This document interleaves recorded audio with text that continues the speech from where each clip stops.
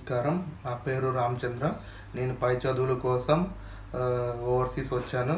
ఇక్కడ నేను ఎన్నో కష్టాలు అనుభవిస్తున్న సమయంలో నేను యూట్యూబ్లో జేకేఆర్ గారి జిఎం టీవీ చూశాను. అది చూసి నేను జేకేఆర్ గారికి కాల్ చేసి నాకు ఇక్కడ పడుతున్న బాధలన్నీ చెప్పాను. జేకేఆర్ గారు 2 పరిష్కారాలు చెప్పారు. పరిష్కారాలను వెంటనే పాటించాను.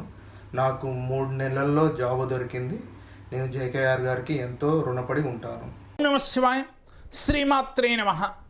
జీవితంలో ఉన్నత శిఖరాలని అవరోధించాలి అంటే ప్రతిరోజు కూడా ఈ పనులు చేసి తీరవలసిందే.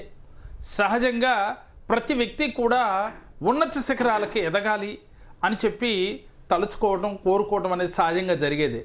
కానీ అది అందుకోవాలి అంటే ప్రతిరోజు మనం ఈ పనులు చేసి తీరాలి. ఏమిటి అనంటే, మనం బెడ్ నుంచి లేవగానే మీ 2 అరచేతులు చూసుకోవటం, లక్ష్మీ సరస్వతి అలాగే గౌరీదేవిగా భావించి అక్కడ కొలువై ఉన్నట్లుగా వారిని చూసినట్లుగా భావన చేసుకుని భూదేవి మీద అడుగు పెట్టే ముందు, అది మీరు బిల్డింగ్లో ఉండండి, కింద ఉండండి, అది భూదేవిగా భావించి మన నిరంతరం మోస్తున్న తల్లిని, మనకి నిరంతరం కూడా విజయాన్ని చేకూర్చమని చెప్పి ఆ తల్లికి నమస్కారం చేసుకోవటం.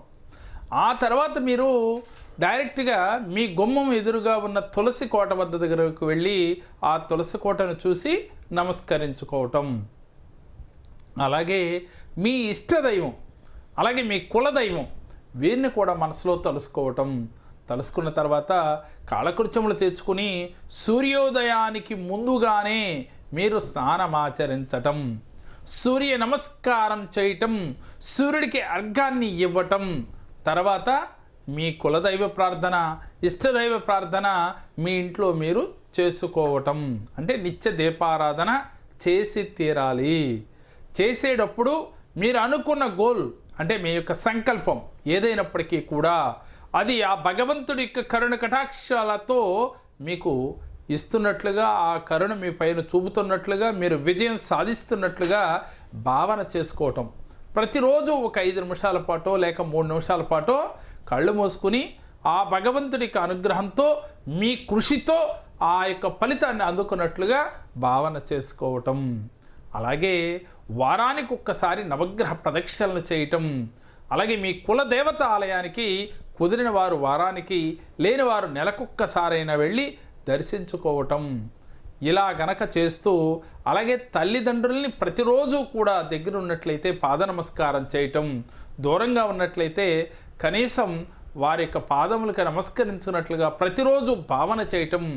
మీ ఇంట్లో పూర్వీకులు ఎవరైనా చనిపోయిన వారు ఉంటే వారిని కూడా అవకాశం ఉన్నంత మేర మీరు మనసులో తలుసుకోవటం, వారి యొక్క దీవెనలు అందుకోవటం. ఇలా గనక ఏ వ్యక్తి అయితే నియమ నిబంధనలతో క్రమం తప్పకుండా ఈ నియమాలు ఆచరిస్తారో వారు జీవితంలో అనుకున్న దానికన్నా కూడా ఎక్కువ సాధించగలుగుతారు, ఉన్నత శిఖరాలని ఎక్కగలుగుతారు. మరి ప్రతి వ్యక్తికి కోరుకుంటుంది, కానీ ఆచరణలో మాత్రమే చేయలేం కదా. అందరికీ తెలిసే విషయాలు కానీ ఆచరించలేం. అందరికీ గుర్తుండాలి, అందరికీ తెలిసిన విషయం అయినప్పటికీ కూడా ఈ వీడియో ద్వారా మీ అందరికీ ఎందుకు తెలియజేస్తున్నానంటే, మానవ ప్రయత్నం మనం చేస్తూ దైవం యొక్క అనుగ్రహం కావాలి అంటే మనం ఇలాంటి క్రియలు ప్రతిరోజు చేయాలి. చేయటం వల్ల ఆ దైవం యొక్క అనుగ్రహం కలిగి తీరుతుంది. మన ప్రయత్నం మనం ఎలా చేస్తూ ఉంటాం.